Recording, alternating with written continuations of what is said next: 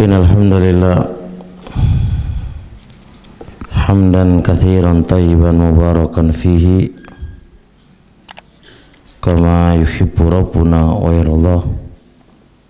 Asyhadu an la ilaha illallah wahdahu la syarikalah wa asyhadu anna Muhammadan abduhu wa rasuluhu la nabiyya ba'dah. Kita bersyukur kepada Allah Subhanahu wa taala atas nikmat yang banyak. Di antara nikmatnya adalah masih bisa hadir di majalisul ilmi, majelis ilmu, untuk tafaqquh fi dinillah, belajar tentang agamanya Allah Subhanahu wa taala. Masih melanjutkan tema yang lampau, yaitu mengenali benang merah perselisihan kita, pertengkaran kita. Kita sebutkan kemarin benang merahnya ada berapa? Ada 3 ya. 1, lemah dalam sisi ilmu. 2, lemah dalam sisi agama. 3, lemah dalam sisi kedewasaan. 3 penyebab ini yang menjadikan kita atau kaum muslimin secara umum itu bertengkar, bercerai-berai. Kemudian setelah itu kami bahas poin pertama, yaitu lemah di dalam ilmu menyebabkan kita bertengkar, menyebabkan kita bercerai-berai. Itu sebabnya karena kurang ilmu. Beberapa argumentasi sudah saya sampaikan di pembahasan atau di pelajaran yang pertama. Sekarang saya akan menyampaikan lebih lanjut beberapa contoh kurangnya ilmu itu penyebab pertengkaran. Kurangnya ilmu itu adalah penyebab pertengkaran. Taib. Yang nomor 5, taqdimul ilmi ala rahmati firraddi alal mukhalif. Di dalam membantah kepada lawan itu lebih mengedepankan ilmu ketimbang kasih sayang. Coba renungkan. Di dalam membantah lawannya, temannya sendiri,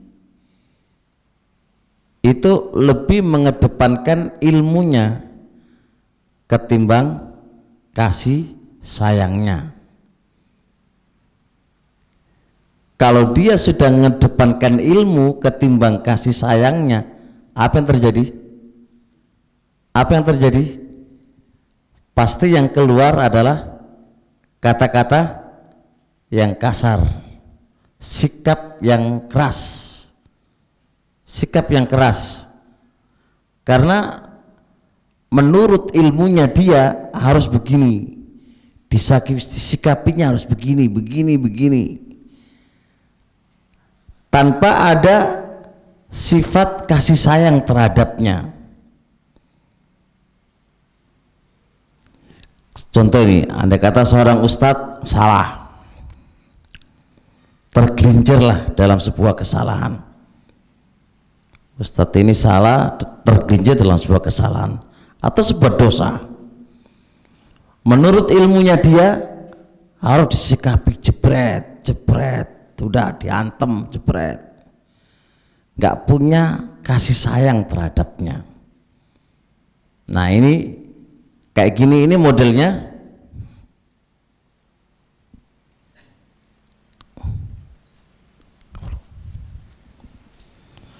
kayak gini keadaannya pecah. Karena otomatis orang yang ditahdir atau orang yang dibantah tadi ya marah-marah, saling membalas karena yang dipakai ilmunya masing-masing. Tapi kalau di dalam membantah tadi ada sifat rahmah, kasih sayang yang didahulukan, maka membantahnya pun itu halus, cara membantahnya pun itu penuh pengertian. Perhatikan firman Allah Subhanahu wa taala di dalam surat Al-Kahfi, bagaimana Allah Subhanahu wa taala itu lebih mengedepankan kasih sayang ketimbang ilmu. Katanya Allah, fawajada abdan min ibadina atainahu rahmatan min indina wa 'allamnahu min ladunna ilma. Musa dan temannya menjumpai seorang hamba dari hamba-hamba kami, yaitu Khidir. Kami memberikan kepada Khidir rahmatan, kasih sayang, min indina, dari sisi kami, wa 'allamnahu min ladunna ilma, dan kami ajarin dia ilmu. Di sini Allah mendahulukan rahmah ketimbang ilmu. Seharusnya kita sebagai dai harus mengedepankan rahmah ketimbang ilmu. Ini antar ahlus sunnah, bukan antar ahlu bidah. Ini antar orang-orang yang memegang Quran dan sunnah, orang-orang yang mendakwakan ahlus sunnah harusnya mengedepankan rahmahnya ketimbang ilmunya. Nah, kalau sudah mengedepankan ilmunya ketimbang rahmahnya, ya wis tengkaran. Oleh karenanya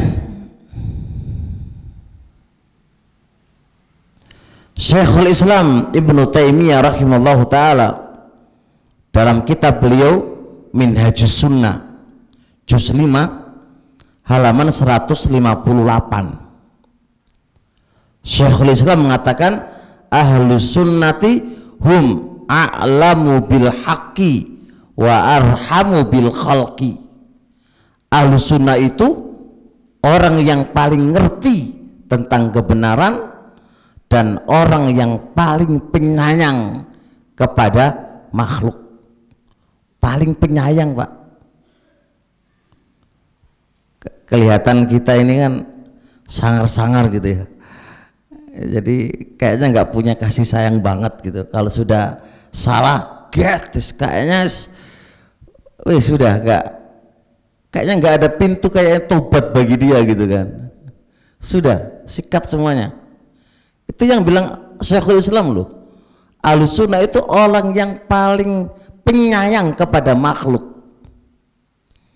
bukan orang yang paling keras kepada makhluk, bukan, paling sayang kepada makhluknya. Ini lafadznya umum, bil khalqi. Bagaimana kalau teman kamu sendiri, wahai ahlus sunnah, harusnya lebih sayang. Dia salah, oke, salah. Ilmu kamu mengatakan dia salah, oke. Tapi ketika Anda mengedepankan kasih sayang, tentunya Anda cara menasihatinya, caranya dengan cara yang baik, karena Anda mengedepankan kasih sayang. Sekarang gini aja, Anda sebagai orang tua, ada anakmu salah, semalam dia nggak pulang. Kalau Anda mengedepankan ilmumu, pasti Anda pukul itu, karena menyalahi aturan. Pukul itu, Nah pergi kamu nak, gak usah panggil abi, gitu kan. Tapi kalau Anda mengedepankan kasih sayang, panggil nak abi itu sayang, kan nasihati pelan kan, karena dia mengedepankan kasih sayang. Memang dia salah, tapi kan cara nyampaikannya kan dirangkul. Nak salah nak kamu nak, bahasanya pun pelan-pelan karena dia mengedepankan kasih sayang. Kalau enggak, ayo kan, pergi kamu, pulang kamu, wis kesar pak. Coba lihat teman-teman, apa yang terjadi di antara kita. Siapa orang yang tidak salah itu siapa? Tapi cara membantahnya, cara menasihatinya, apakah dengan penuh kasih sayang? Ini pertanyaannya. Karena nggak ada kasih sayang, ya sudah, tengkaran. Gitu loh. Al-Imam Syafi'i disebutkan oleh Imam Az-Zahabi dalam kitab Siyar juz 10 halaman 28. Perhatikan kata Imam Syafi'i, ma nadhartu ahadan qattu alal ghalaba. Saya tidak pernah berdebat kepada seorang pun dengan tujuan mengalahkan. Perhatikan, saya tidak pernah berdebat kepada seorang pun tujuannya mengalahkan. Wa wadittu idza nadhartu ahadan ayyudhhirallahu al-haqqa ala yadayhi. Bahkan aku itu ingin apabila aku berdebat kepada seseorang, Allah itu tampakkan kebenaran melalui dia. Bayangkan, melalui dia. Coba renungkan bahasanya awal. Saya gak pernah berdebat kepada seseorang, sama sekali gak pernah dengan tujuan mengalahkan. Sekarang ayo koreksi masing-masing diri kita. Ketika Anda membantah orang, tujuannya apa? Supaya Anda ingin menangkan lawan kamu supaya kalah kan? Nah kalau tujuannya Anda ingin mengalahkan dan supaya dia kalah, pasti argumentasi Anda itu dan bahasa Anda itu kasar, karena tujuan Anda itu ingin mengalahkan. Nah debat yang kayak gini pak, diskusi kayak gini ini berujung apa? Pertengkaran. Adakah dari kita justru, kata Imam Syafi'i, justru kalau aku berdebat, aku pengen kebenaran itu justru lewat dia. Bayangkan, lewat dia, bukan lewat saya, lewat dia. Berarti dia yang benar, saya yang salah. Ini karena keikhlasan pak. Nanti kita akan bahas lemah di agama. Diskusi mereka aman-aman aja, karena mereka kuat di agamanya dan kuat keilmuannya. Beda dengan kita, bantahannya pun isinya pertengkaran. Gitu loh. Terusnya Imam Al-Albani rahimahullahu ta'ala, Imam Al-Albani rahimahullahu ta'ala memberikan wasiat kepada ahlu sunnah sebelum wafat beliau. Sebelum wafat beliau memberikan nasihat untuk ahlu sunnah. Perhatikan bahasanya. Kata beliau, ayyang sohun nasa billati hiya ahsan. Wahai ahlu sunnah, ketika Anda memberikan nasihat kepada manusia, pakailah bahasa yang paling bagus. Wa tabta'idu anil asalib al-qasiyati was-sadidah. Jauhi uslub-uslub yang kasar, uslub-uslub yang keras. Jauhi bahasa-bahasa yang kasar dan cara-cara yang keras. Coba lihat, kenapa begitu? Karena ini mengedepankan kasih sayang pak, sehingga memakai kata, bahasa, cara, model itu halus, nggak kasar. Perhatikan kata beliau begini, karena al-haqqu fi nafsihi thaqilun 'ala nufusil basyariyah. Karena kebenaran itu sendiri itu berat di sisi manusia. Menerima kebenaran itu pada dasarnya itu sudah berat. Apalagi kamu tambahi dengan kata-kata yang kasar, apa nggak lebih berat lagi? Menerima kebenaran itu sudah berat, kemudian kamu tambahi dengan bahasa-bahasa yang kasar, bahasa-bahasa yang tidak penuh kasih sayang, apa nggak tambah berat lagi menerima itu? Menerima. Faidan dhamma ila saqlil haqqi ala nafsil basariyati, kalau sudah menerima kebenaran itu berat, lalu kamu tambahin dengan bahasa-bahasa yang kasar di dalam dakwah, justru ini apa? Tangfiran linnasi ani dakwah, membikin manusia lari dari menerima dakwah. Coba lihat, itu nasihat Imam Al-Albani. Sekarang gini kan, ada teman salah ini, salah aja salah, antum tegur, yahi salah yahi, dia bilang oh iya salah, itu loh berat sudah itu. Ya pura, Anda salah dibenarkan, kira-kira berat nggak dalam diri kita? Berat Pak, sudah Pak, sudah berat begitu itu, antum tambahi dengan bahasa kasar, kamu tuh bang goblok, kamu itu belajar dari bertahun-tahun nggak pinter-pinter. Sepi coba, nerima kebenaran sudah berat, ditambahi dengan bahasa-bahasa yang kayak gitu, nerima berat apa enggak? Tambah berat Pak. Ya sudahlah, anak nggak menerima.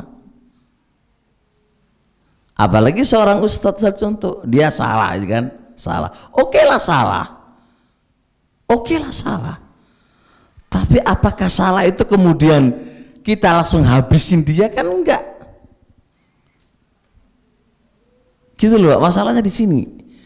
Nah, karena dia salah, taruhlah salah, antum hantam dengan ilmu kamu, dengan bahasa yang keras dan kaku, ini yang jadi pertengkaran. Nggak nerimo dakwah kamu, justru berbalik menyerang kamu, sehingga terjadi pertengkaran. Bisa dipahami insya Allah ya? Jelas? Poinnya jelas? Taib. Jadi ini sebuah contoh kurangnya ilmu menyebabkan apa? Bertengkar. Ya kayak gini Pak, seharusnya mengedepankan kasih sayang ketimbang ilmu. Ini kebalik, ilmu lebih dulu ketimbang kasih sayang. Wis tengkaran jadinya. Taib. Terusnya yang nomor 6,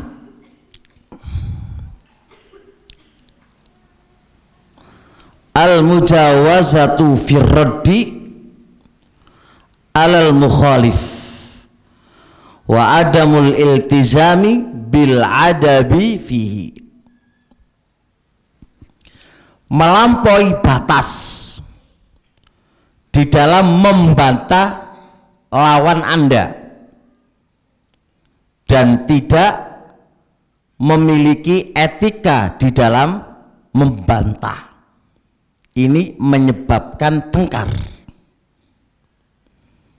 Berselisih sih biasa Pak ya kan, beda pandang biasa gitu kan. Tapi ketika Anda mendebat dan membantah itu sampai melampaui batas dan nggak punya etika di dalam membantah, yang terjadi apa?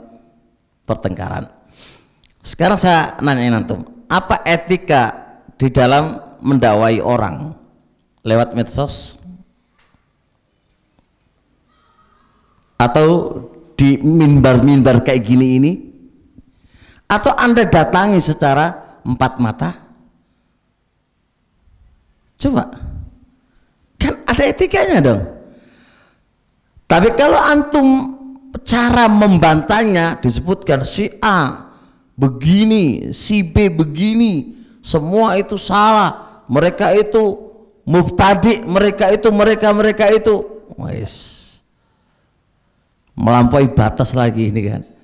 Mereka terima nggak? Nggak terima. Kalau nggak terima jadi apa? Gelutan, tengkaran.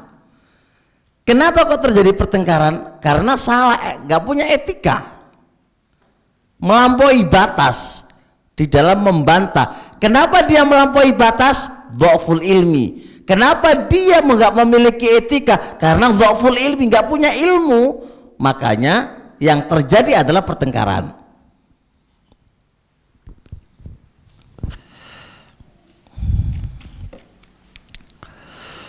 Nah, ikhwan, perlu difahami, membantah kepada salah, orang yang salah itu perkara maklum, Pak. Kita nggak bahas itu. Membantah yang salah, menasihati yang salah, itu udah maklum, ma'ruf. Tapi ketika Anda melampaui batas, ini yang jadi masalah. Contoh pelampauan batas, seseorang itu salah, oke, salah ini, tapi belum mengeluarkan dari ahlus sunnah, antum sudah keluarkan dari ahlus sunnah. Ini namanya melampaui batas. Seseorang salah di bab fikih, itu kan salah, oke, salah kan, menyelisih dalil gitu kan, tapi nggak berkaitan dengan manhaj, lalu Anda tahdzir, ini namanya melampaui batas. Anda mudah memasukkan orang ke lingkaran salafi karena itu temanmu gitu kan, tapi Anda juga mudah mengeluarkan orang dari ahlus sunnah, keluar dari ahlus sunnah karena Anda nggak senang dengan dia. Salafi ya, SK Salafi itu bukan urusan perkantoran yang Anda itu menjadi direkturnya. Kalau Salafi ini direkturnya itu Anda, oke, Anda bisa mengeluarkan dan memasukkan orang seenaknya karena Anda menjadi direkturnya. Urusan Salafi memasukkan orang ke ahlus sunnah dan mengeluarkan orang dari ahlus sunnah, itu yang punya hak adalah Allah dan Rasulnya, bukan kita. Itu difahami itu. Sehingga kita nggak bisa melampaui batas dalam bab yang demikian ini. Kan ada orang kan enak banget, karena temannya ente salafi, sama anak kan ente salafi. Kalau dia nggak mau ngaji sama anak, lo bukan salafi. Ya akhi, kayak urusan perkantoran aja, mengeluarkan dan memasukkan orang. Ingat tuh, SK Salafi dan SK bukan Salafi itu bukan dipegang kita kuncinya, itu dipegang oleh Allah dan Rasulnya. Siapa yang berhak dikeluarkan, siapa yang berhak dimasukkan, itu sesuai mu'taqad, keyakinan yang dia yakini, apakah itu sesuai Allah atau Rasulnya, sehingga bisa dikeluarkan dan bisa dimasukkan. Itu sesuai kacamata Quran dan Sunnah, bukan kacamata kita.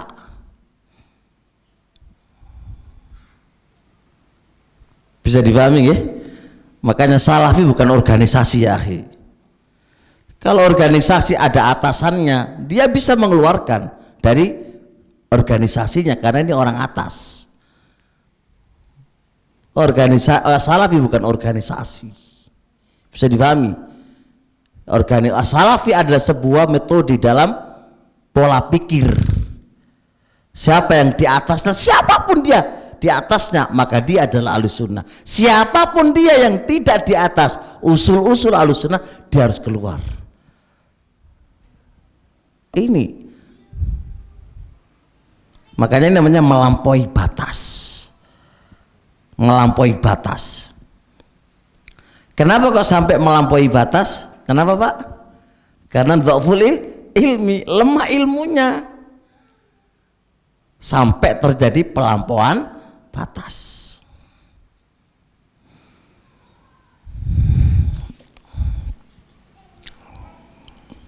Taib.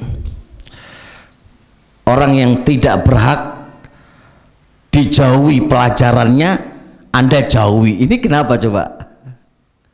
Ini coba kenapa?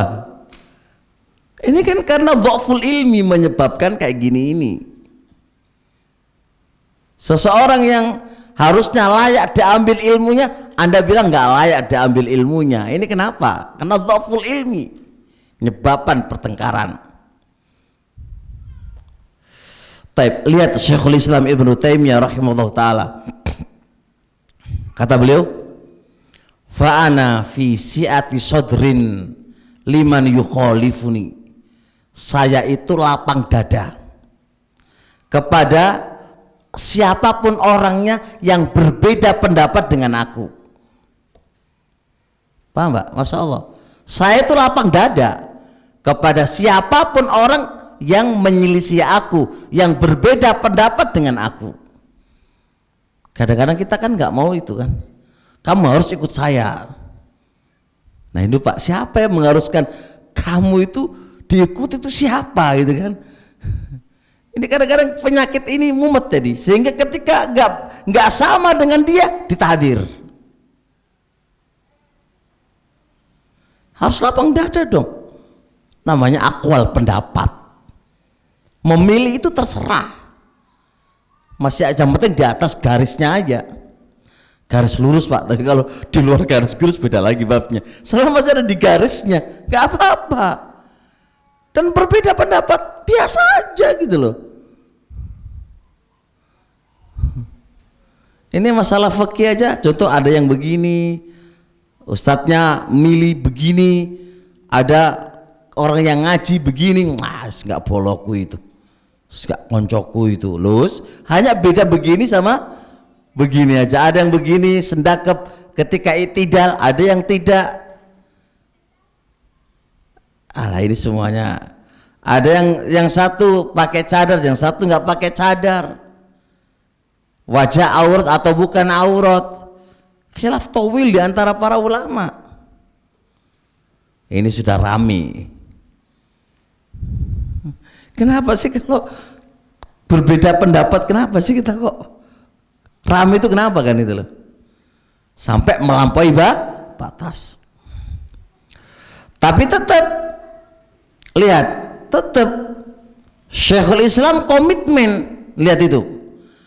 Wa in ta'adda hududallah, jikalau orang yang menyelisih aku melampaui batas sampai dia mengkafirkanku atau membikin kedustaan kepadaku, fa ana la ata'adda hududallah, maka saya tidak akan melampaui batasan-batasan Allah. Itu penting, Masya Allah. Saya tidak akan melampaui batasannya Allah.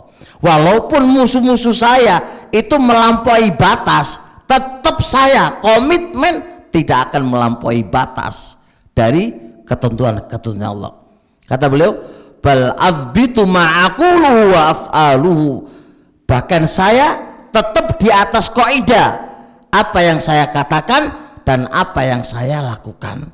Wa azinuhu bimizanil adl, dan saya akan timbang dengan timbangan keadilan Quran dan sunnah. Tetap komitmen dengan kaidah, dia nggak melampaui batas.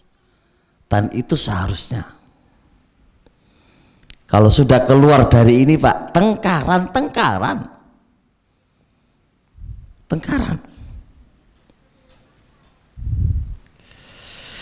Taib ya. Terusnya, selanjutnya poin ke-7, di antara bentuk-bentuk dhaful ilmi, lemahnya ilmu, adalah adamul dhawabit firraddi alal mukhalif.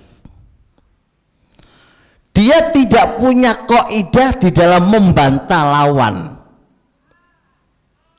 Jadi membantahnya itu ngawur. Faham ini? Dia tidak punya kaidah di dalam membantah orang yang berbeda paham dengan dia. Gak ada kaidahnya. Nah kalau nggak ada kaidahnya, gimana bantahnya? Wong dia nggak punya kaidah kok. Terus gimana cara dia membantah lawannya? Pasti bantahnya ngawur. Contoh sekarang, contoh. Saya sama Abu Hammam ini berbeda atau ada sedikit keras urusan dunia.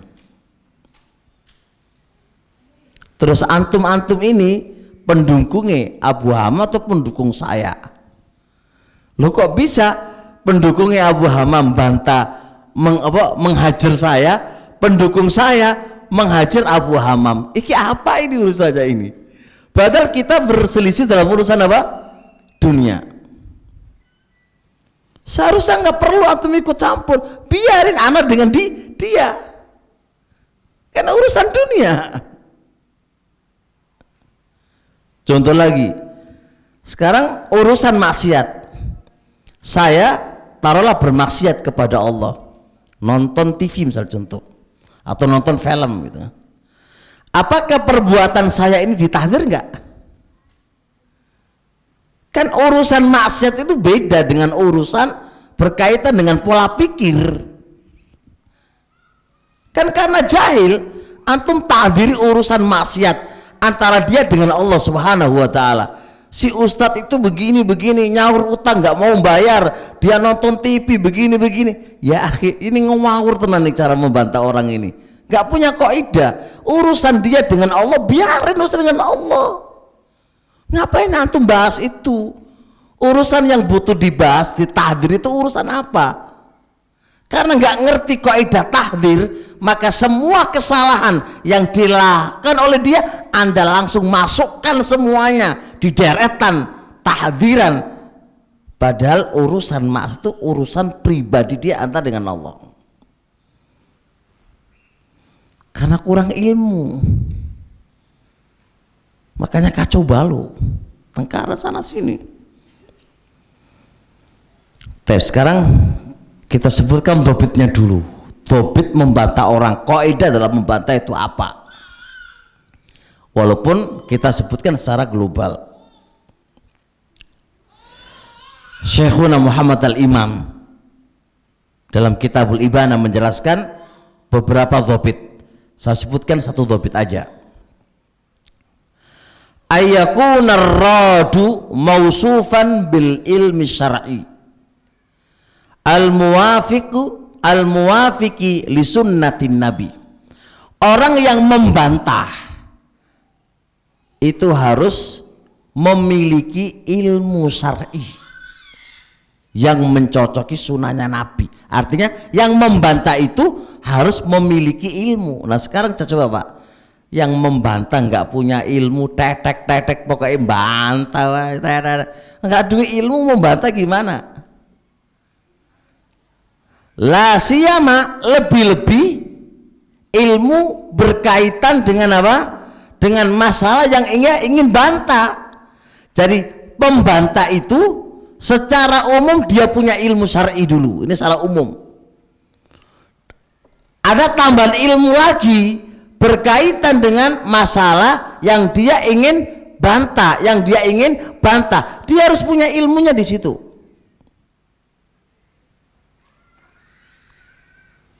Bisa dipahami? Contoh nih, kasus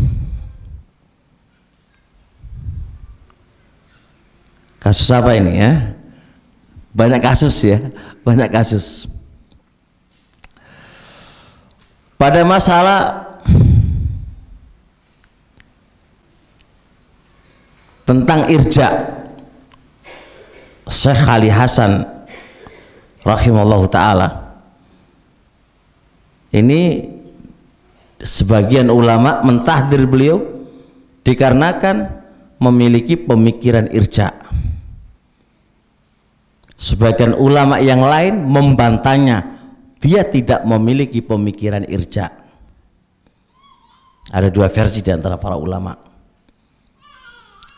Terus kita ini itu urusan ulama, salingan kan diskusikan.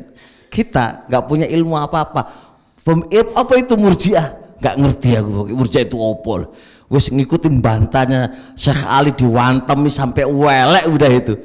Apa itu Murji'ah? Gak ngerti aku Murji'ah. Waduh, gimana sih ente itu Murji'ah gak dong? Pemikiran Murji'ah itu apa gak dong? Wis bantahnya ngelewati bantai ulama gitu kan. Ngelewati bantahane ulama. Udah wis bahasa-bahasa wis kasar banget. Ini masalah, Pak. Masalah. Jadi bisa jadi dia di atasnya ulama gitu kan. Di atasnya ulama malahan. Lah hal-hal yang kayak gini ini gimana gitu loh, nggak punya ilmu, ngaji juga jarang, kalau jarang ngaji ini saulan pisan, tapi kalau bab tahdir paling kencang sedunia.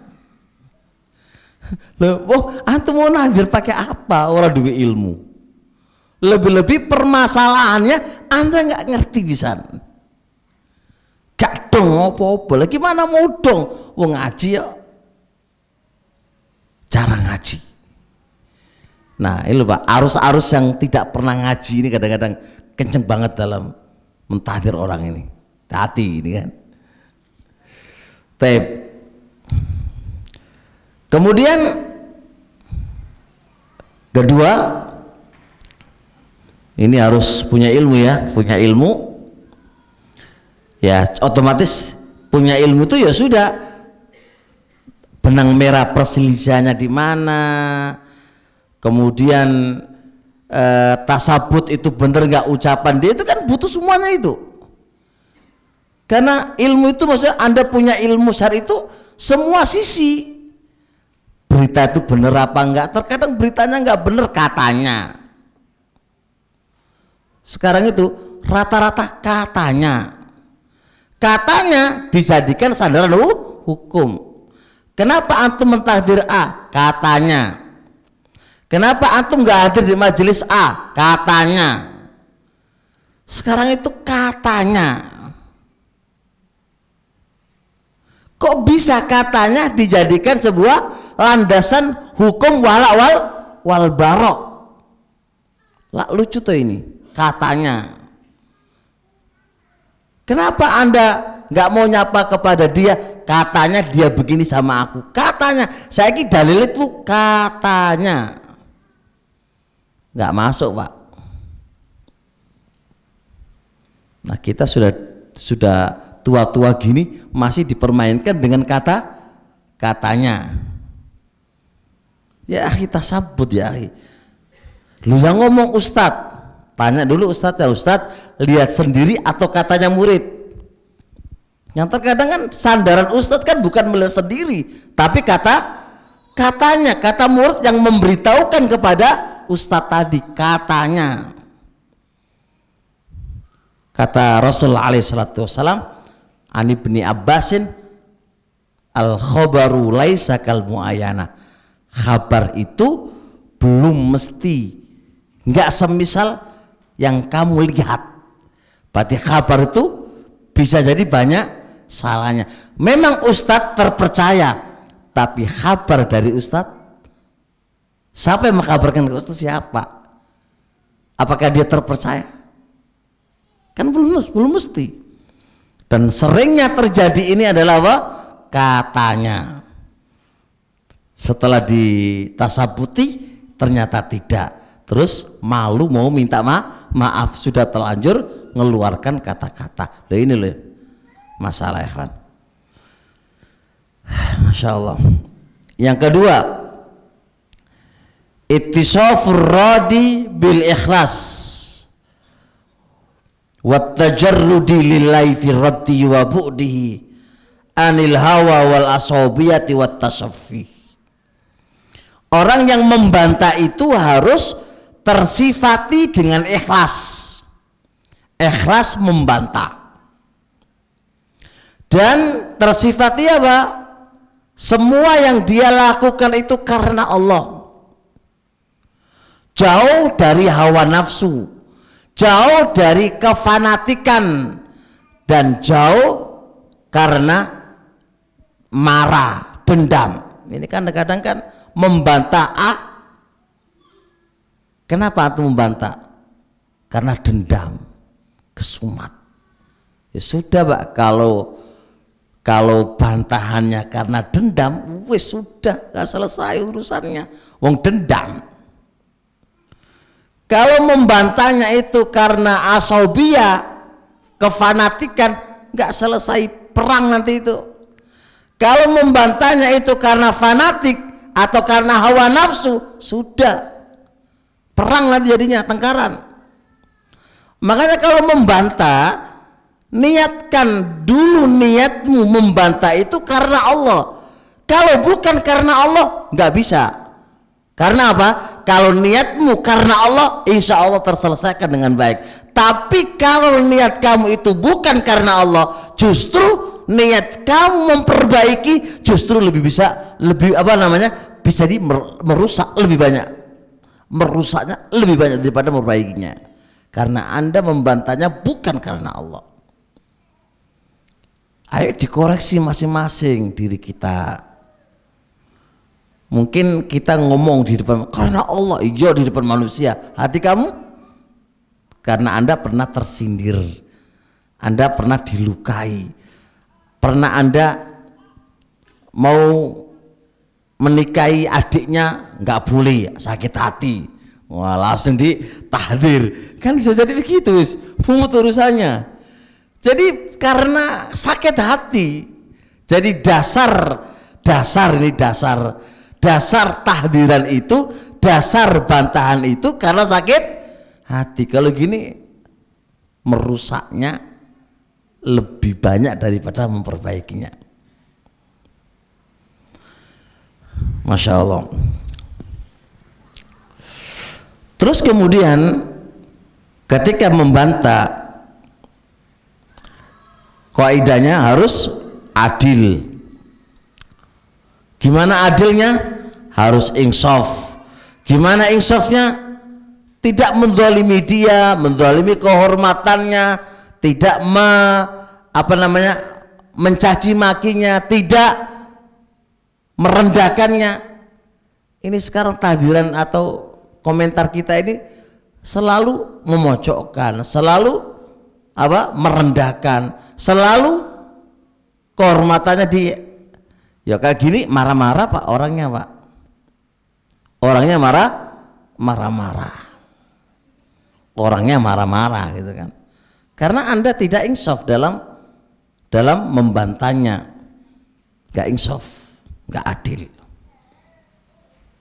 Anda membantahnya tujuannya menjatuhkan, tujuannya nguliti, tujuannya mencaci maki, tujuannya merendahkan. Ini bukan akan jadi baik, tapi akan jadi jelek.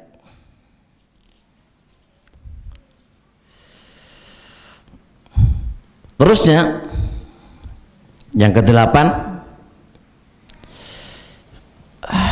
Masya Allah,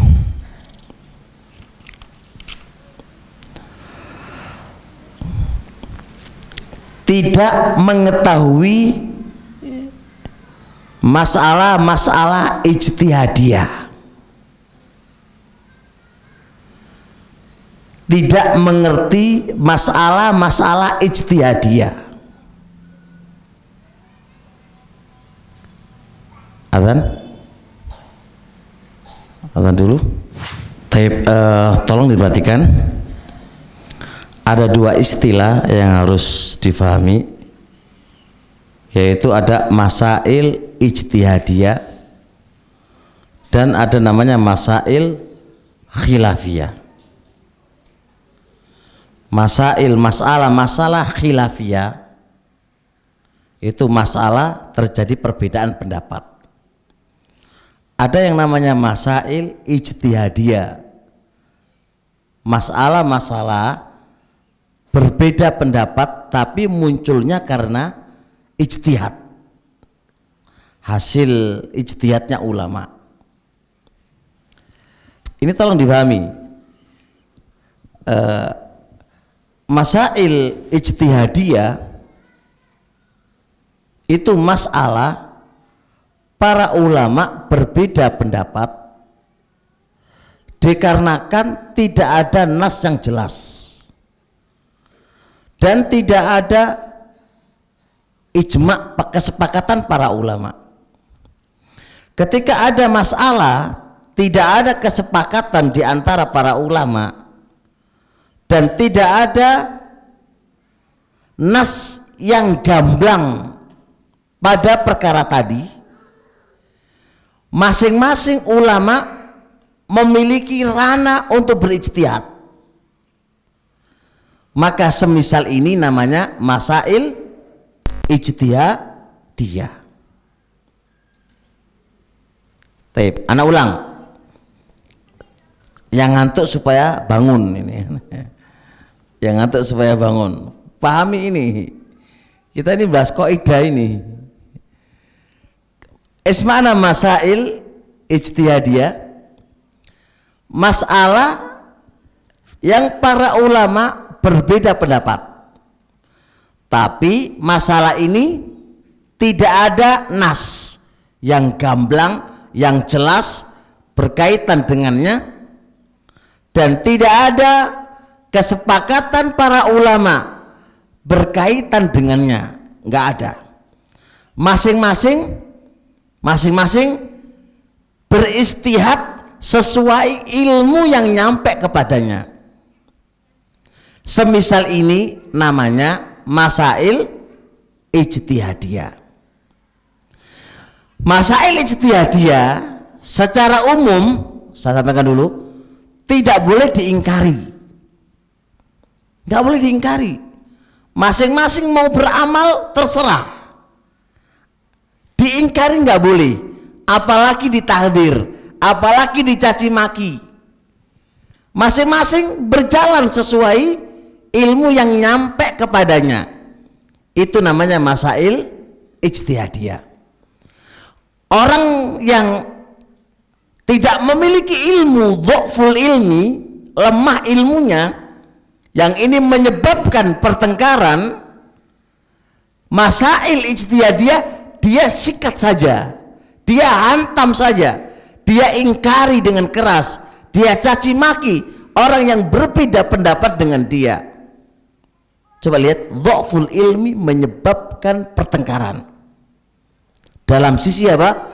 Nggak ngerti tentang konsekuensi masail ijtihadiyah itu apa. Saya kasih contoh dulu, saya kasih ulamanya dulu, baru saya kasih contoh.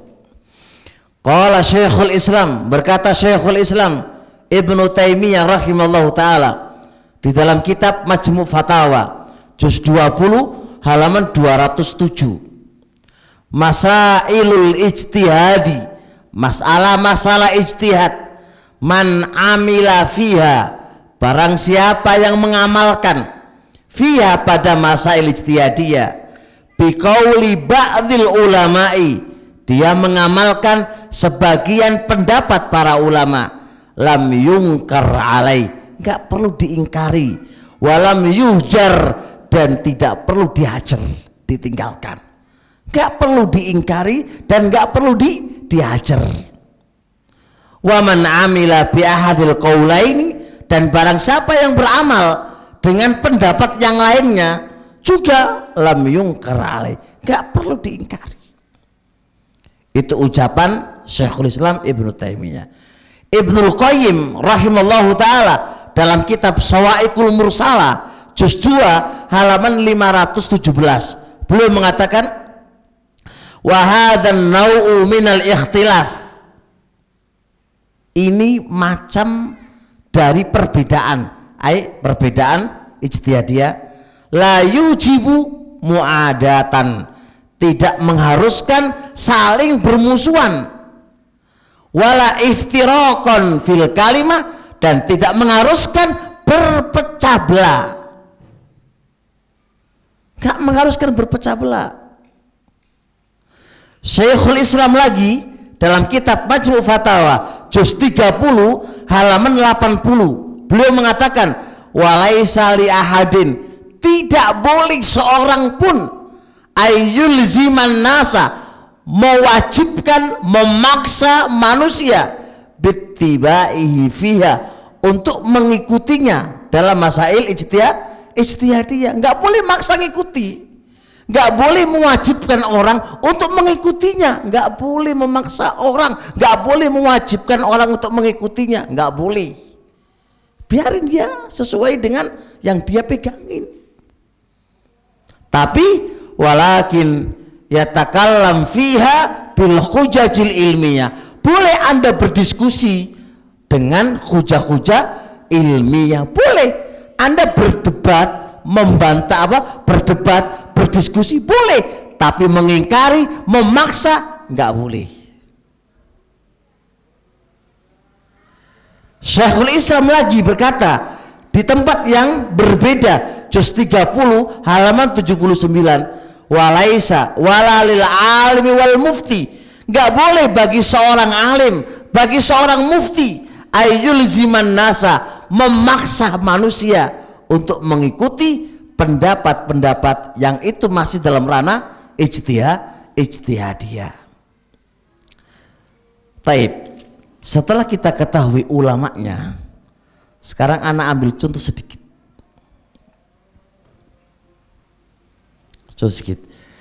Kira-kira masalah foto orang di foto ini kan lagi rame nih. Orang di foto ini bukan gambar, foto. Ini kira-kira masalah apa ini? Hah? Masalah ijtihadiyah masuk enggak? Masuk enggak? Tapi sekarang kita praktekkan, apakah ada kesepakatan para ulama berkaitan dengan larangan dipotret? Enggak ada kesepakatan. Ulama kontemporer berbeda pendapat. Ada enggak nas yang jelas yang menjadi titik faslun niza', pemutus perselisihan? Ada enggak tentang larangan orang itu difoto, di di kamera?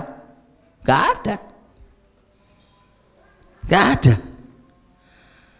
Karena dalil tentang masalah foto ini itu semua letaknya pada gambar, melukis.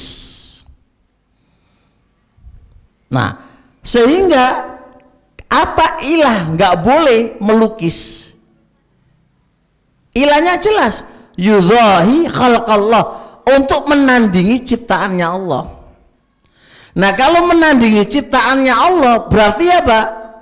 Berarti maknanya adalah yang awalnya tidak ada menjadi ada. Itu namanya menandingi ciptaannya Allah.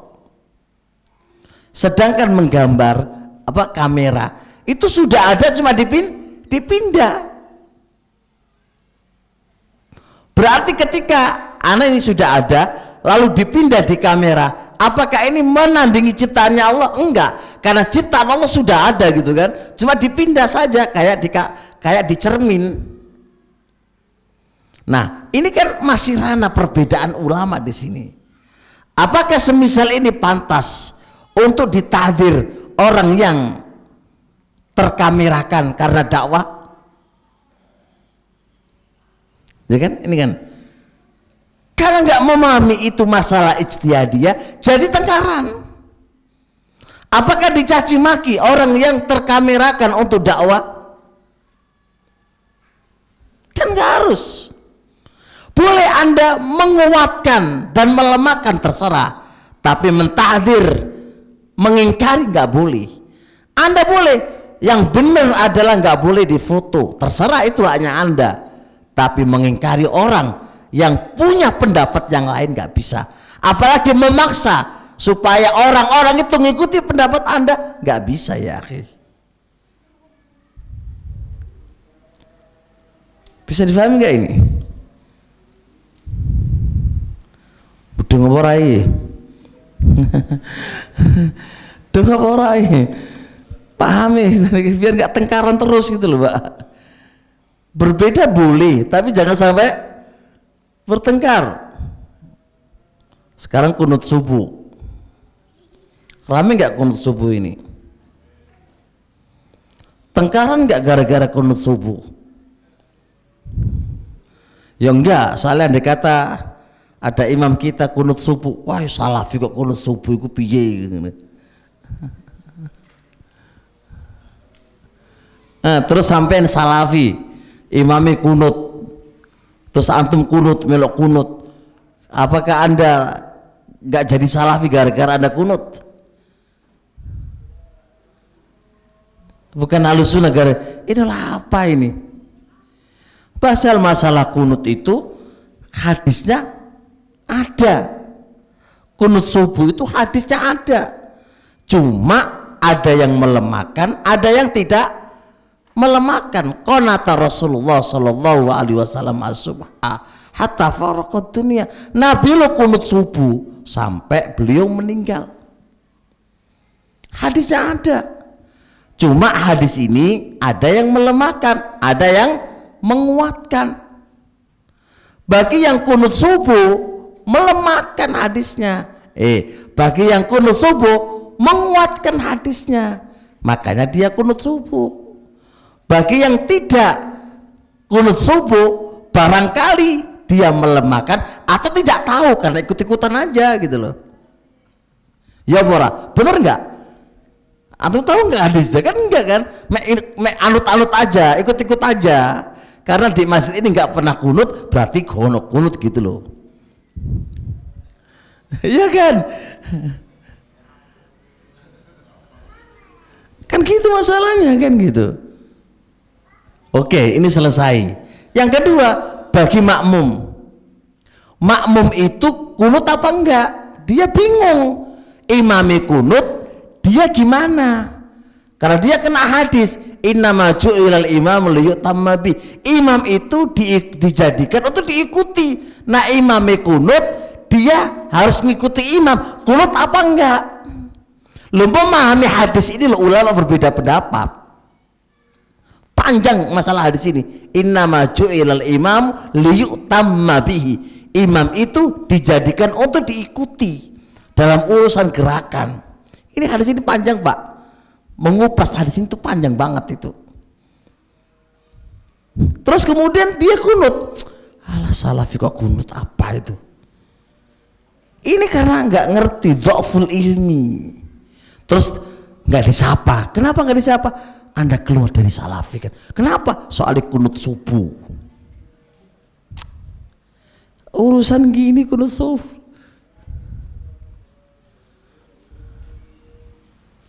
Bisa dipahami ya? Walaupun anak pribadi tidak kunut, tapi masalah kan memilih, terserah, namanya memilih. Aku juga nggak maksa Anda untuk memilih seperti yang saya pilih. Sedangkan merdeka, mau milih terserah, nggak pilih terserah, gampang kalau saya itu kan. Lapang dada aja gitu. Karena kita menyampaikan, bukan memaksa, Pak. Posisi kita sebagai sebagai ustadz atau sebagai mufti di atasnya atau yang lain itu menyampaikan. Diterima nggak diterima itu urusan jenengan, nggak ada maksa. Kok kalau nggak ikut sama saya aku takdir? La ilaha illallah. Ini Indonesia bro, merdeka kita.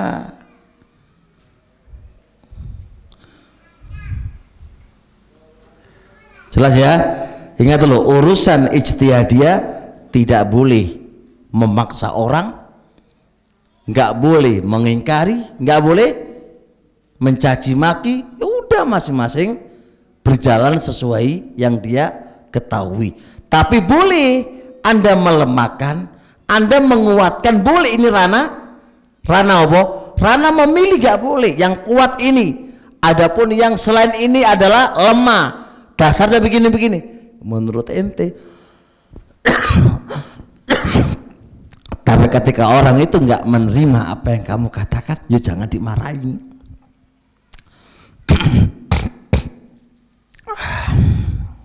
Tapi terusnya,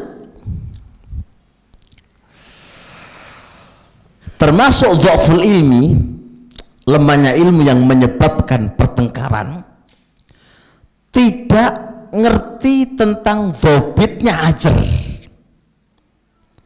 Tahu hajar nggak, Pak? Tahu hajar nggak? Siapa pernah mengalami atau dihajar sama orang? Tahu dihajar nggak? Ditinggalkan, nggak disapa, terus ketemu di jalan nggak dikasih salam, terus jual jual beli, nggak mau beli sama kamu. Terus apa lagi? Itu namanya hajar, Pak. Antum didiemin, nggak disapa, nggak dikasih apa-apa, pokoknya ketemu di masjid diem aja, diem aja. Itu jenenge hajar. Nah, hajar itu karena dhaful ilmi, lemahnya ilmu, karena lemahnya ilmu, maka dia nggak ngerti kaidah hajar. Nah, karena nggak ngerti kaidah hajar, dia laksanakan itu hajar itu kacau, tengkaran, karena nggak ngerti kaidahnya hajar. Hajar itu terbagi dua, Pak. Ada hajar karena urusan dunia, ada hajar karena urusan agama. Yes. Urusan dunia boleh Anda menghajar, tapi nggak boleh melebihi 3 hari. La yahilu lirajulin ayyahjura akhu fawqa thalati layalin. Nggak halal seorang muslim menghajar saudaranya lebih daripada 3 hari. Jadi kalau antum nggak mau nyapa, nggak mau apa, 3 hari aja.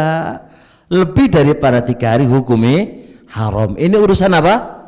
Dunia. Dan kita nggak bahas ini. Insya Allah antum paham. Walaupun sebagian orang nggak paham. Hajar dunia sampai setengah mati, setahun, 2 tahun, nggak mau salam, nggak mau apa. Masalahnya apa? Masalah urusan pribadi.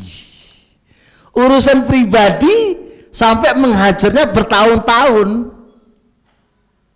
Ya wis, dosa tok iku oleh dosa. Karena dosa gak berkah dakwanya, ya wis tengkaran hanya. Karena dhaful ilmi, lemah agamanya. Nah, yang kita bahas ini adalah masalah hajar. Hajar karena urusan agama. Sebagian orang memahami hajar itu ghoya, tujuan pokok. Ini salah. Hajar itu, Pak, bukan ghoya, bukan tujuan, tapi dia itu wasilah, perantara. Dengan hajar ini supaya orang itu bisa tobat. Ingat, wasilah. Kenapa Anda berbuat hajar? Dengan perbuatan hajar itu barangkali dia bisa tobat. Itu namanya hajar. Itu namanya wasilah. Wasilah, perantara. Dengan sebab hajar dia bisa kembali dari kebenaran. Itu maksudnya hajar. Wasilah sebenarnya, bukan ghoya. Kalau ghoya, mau tobat gak mau tobat, antum jalankan itu hajar. Itu namanya ghoya. Nah, yang benar mana ini? Apakah hajar itu ghoya, tujuan, ataukah perantara, wasilah? Kalau ghoya, tujuan pokok, berarti apa? Berubah atau enggak berubah, mau berubah atau enggak berubah dengan hajar kamu, sikat aja. Itu jenenge ghoya. Tapi kalau wasilah, berarti apa wasilah? Kalau dengan perbuatan ini tidak berubah, ngapain kamu lakukan? Wah, itu wasilah. Ibaratkan begini, antum sakit, minum obat, itu ghoya atau wasilah? Wasilah sembuh, ya enggak? Ketika Anda minum obat tadi kok enggak kunjung sembuh, apakah Anda minum obat terus? Ya enggak lah, berhenti obatnya lah. Karena itu wasilah supaya sembuh. Ternyata enggak sembuh-sembuh, ya udah berhenti obatnya, kan begitu. Sebagaimana hajar itu wasilah, tujuannya biar dia sembuh dari penyakitnya. Tapi ternyata dengan hajar ini kok podo wae, ya us berhenti, nggak usah menghajar gitu loh. Sekarang yang terjadi di antara kita gimana? Ghoya atau wasilah? Ghoya, Pak, ghoya, orang wasilah. Justru malah lebih ngeri lagi. Aku praktekkan hajar, Hajar itu Pak justru nggak tambah sembuh, tambah apa? Parah, tambah tengkaran. Terus wae ketemu di jalan langsung dijotos itu Pak ya. Lapo kamu nggak mau bicara sama saya? Dijotos tengkaran di jalan itu Pak, gara-gara hajar. Ini kan berarti nggak menyembuhkan, justru apa? Menambah apa? Parah. Gitu Pak, masih dijalankan aja. Ini karena nggak ngerti tentang kaidah hajar. Ayolah belajar, ini karena nggak belajar. Gimana mau tahu belajar? Ngajinya hanya seminggu sekali. Seminggu sekali pun ngaji kuping gitu, ngaji kuping, orang ngaji kitab. Kayak jenengan ngaji kuping, ngaji kitab. Aku ada kitab jangan mau cek kitab lu ya kan. Nah itu sepiji gini. Tapi ya, kesimpulannya adalah yang benar kita nggak bahas tentang dalil disyariatkan hajar. Maklum Pak, dalil disyariatkan hajar itu maklum, diketahui. Tapi mengkondisikan hajar, menempatkan hajar ini di posisi wasilah ataukah di posisi ghoyah, ini yang paling penting bagi kita. Maka yang tepat hajar itu diposisikan wasilah. Yang benar hajar itu diposisikan seperti sebagaimana mana ulamanya, ntar saya sebutkan ulamanya nanti. Tapi harus difahami, kalau hajar itu sebagai wasilah berarti dia kayak obat yang diminum oleh orang sakit. Kalau diminum itu menambah baik, lanjutkan. Kalau diminum itu tambah parah, berhenti. Kalau nggak mati kamu nanti. Minum obat tambah parah malah diminum, ya tambah mati nanti kamu. Maka hajar itu statusnya kayak obat bagi orang yang sakit.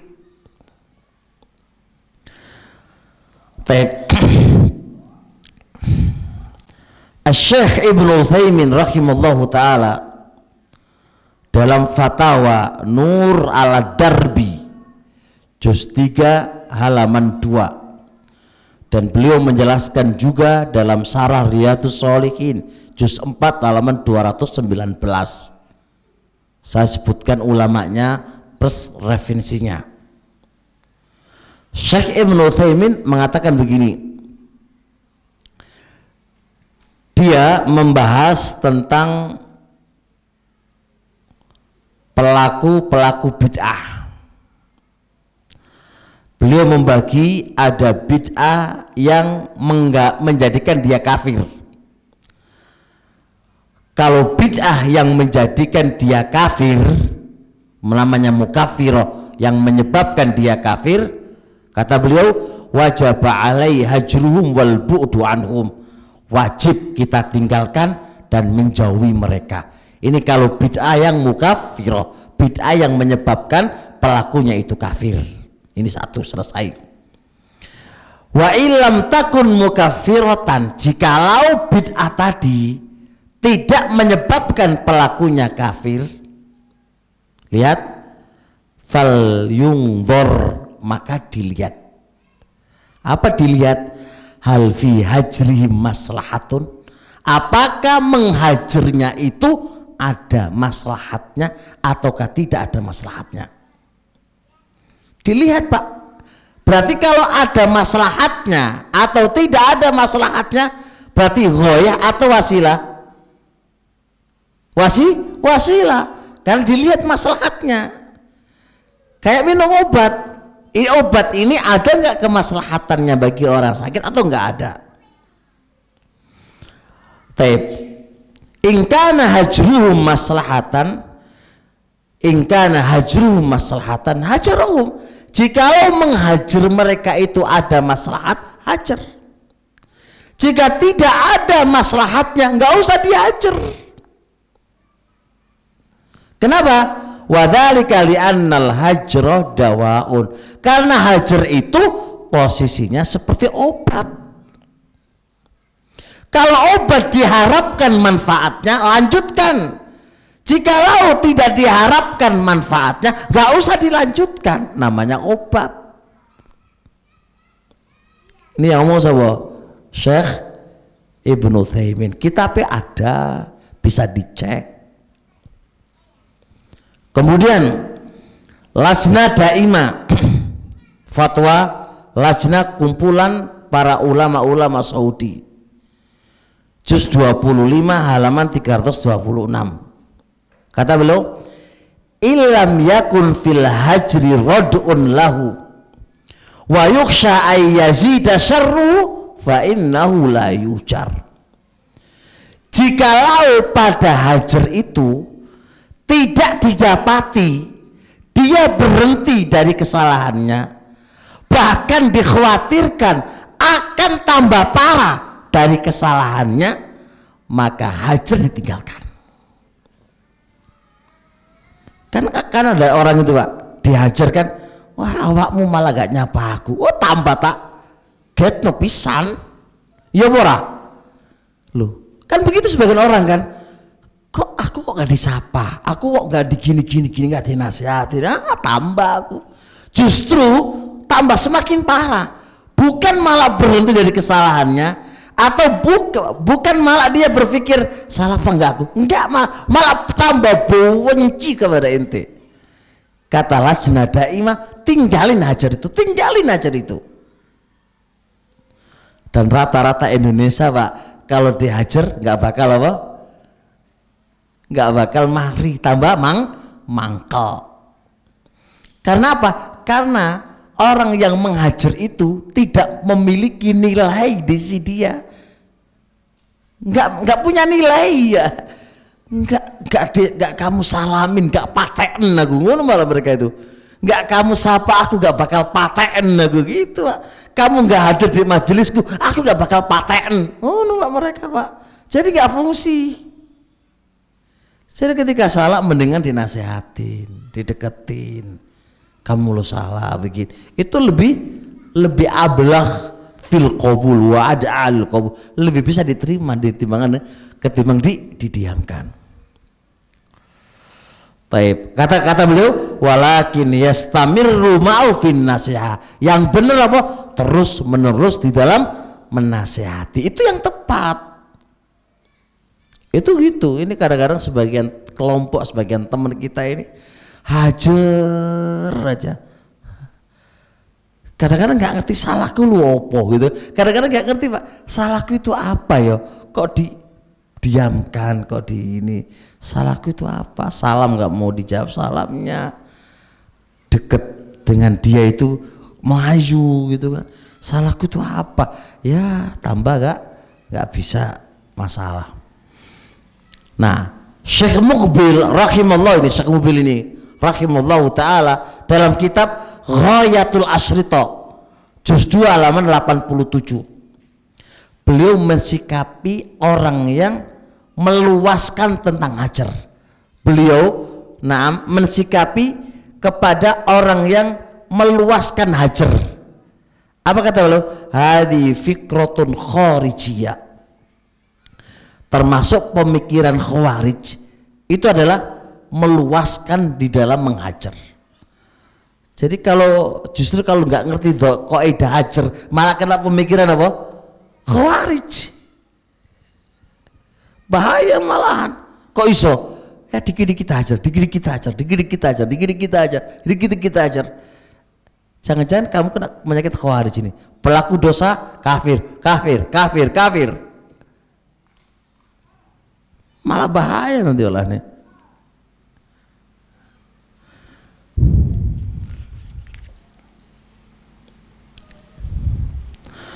Syekh Abdul Muhsin Abbad di dalam kitab beliau Syarah Sunan Abi Dawud membahas tentang hajar sama. Idza lam tatarattab 'alal hajri maslahatun fawujudu misru adami. Kalau hajar itu tidak berefek, orang ono maslahati, maka adanya hajar seperti tidak ada hajar. Enggak ada maslahatnya, ngapain dilakukan? Tinggalin, nggak usah dipakai.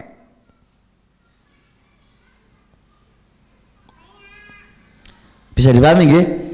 Nah ini jelas ya, yang ngomong siapa ini? Ulama semuanya Pak, gak saya hanya menukilkan tok, itu ucapan-ucapan ulama bahwasanya hajar itu bukan ghoya tapi wasilah. Kasus baru sekarang, siapa yang nggak menghajar maka akan dihajar, ya apa enggak? Ya enggak? Pernah menjumpai ini enggak? Siapa yang nggak menghajar, kamu ditanya gimana sikap kamu dengan A, aku nggak hajar, wow kamu ku hajar gitu kan, kayak orang nyetrum listrik gitu ya. Siapa yang nyetrum listrik ini berarti yang nyetrum berarti kesetrum semuanya gitu kan. Ini ya Allah terjadi ini karena nggak ngerti kaidah hajar, sehingga membabi buta, memaksa orang untuk menghajar orang yang dia hajar. Kalau nggak menghajar kamu ku hajar. Jadi Anda punya dua pilihan, imam menghajar dia atau nggak mau menghajar. Kalau nggak mau menghajar berarti ente ku hajar. Loh, di dunia Indonesia loh kok gelem gitu Pak ya? Iya Pak ya? Apakah rezeki itu di tangannya dia gitu ya, sehingga dia takut gak dapat rezeki gitu ya, sehingga dia harus manut sama ketuanya gitu kan. Terus ketua dakwah ini siapa? Kok ada ketuanya dakwah ya? Jadi harus ngikut. Nggih sami nawa atau nala, sama aja dengan organisasi dong. Kalau enggak berarti ente enggak sama saya. Kalau iya ente sama saya. Lu kok iso maksa orang? Jadi dia yang membuat apa sih mana hizbiyah ini? Kadang-kadang kita nggak tahu hizbiyah itu apa sih. Tahu hizbiyah nggak? Hizbiyah itu gini loh.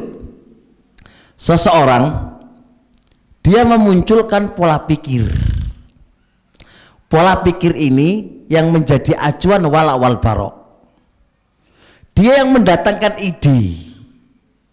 Ide ini bukan dari Quran dan Sunnah, idenya dia. Nah ide ini dijadikan wala wal barok.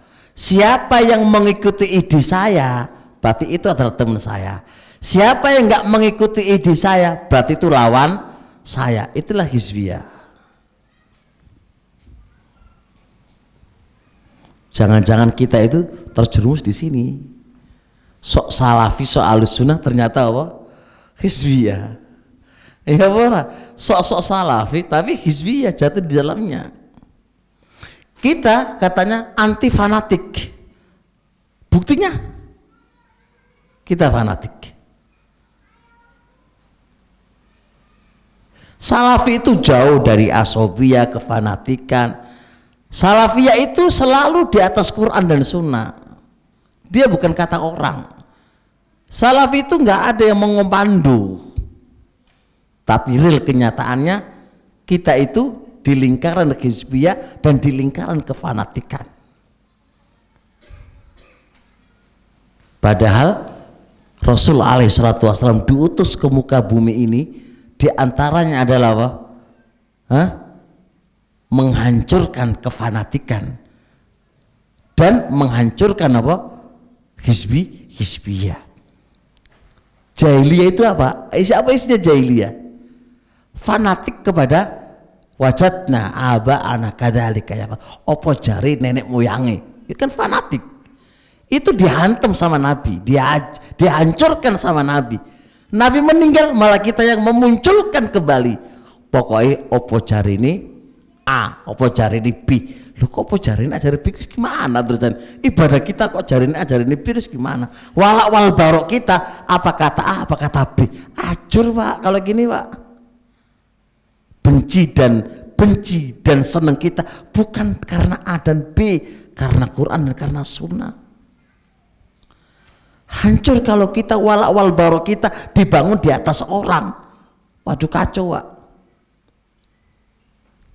Aku benci sama A karena orang, aku benci karena B karena orang. Aduh, repot kalau kayak gini ini. Maka benci kita, seneng kita adalah ukurannya apa? Dia taat sama Allah apa enggak? Kalau dia taat sama Allah, ya kita cintai karena Allah. Kenapa kita? Karena dia maksiat kepada Allah. Itu ukurannya. Bukan ukurannya karena dia nggak suka dengan ustadz, dia agak ada masalah dengan ustadz, lalu kamu benci sama dia karena dia punya masalah sama ustadz. Lihat dulu dia punya masalah dengannya karena apa dulu. Tolong Pak, harus cerdas. Karena kita ini dakwah yang murni. Dakwahnya Nabi yang kita pegang harus jelas, harus murni, harus ikhlas. Faham nggih? Insyaallah nggih. Jelas, cukup insyaallah ini jam 8 nih. Makanya banyak ada yang ngantuk nggak ini? Kayaknya udah ada berapa jam? Hampir 2 jam ya? 1,5 jam, kayak baru sebentar aja ya. Kalau saya ngomong gitu kan, kalau antum nggak tahu. Tapi baru kita bahas, ya Allah belum selesai ya, baru 9 ya, 9 pada fase pertama.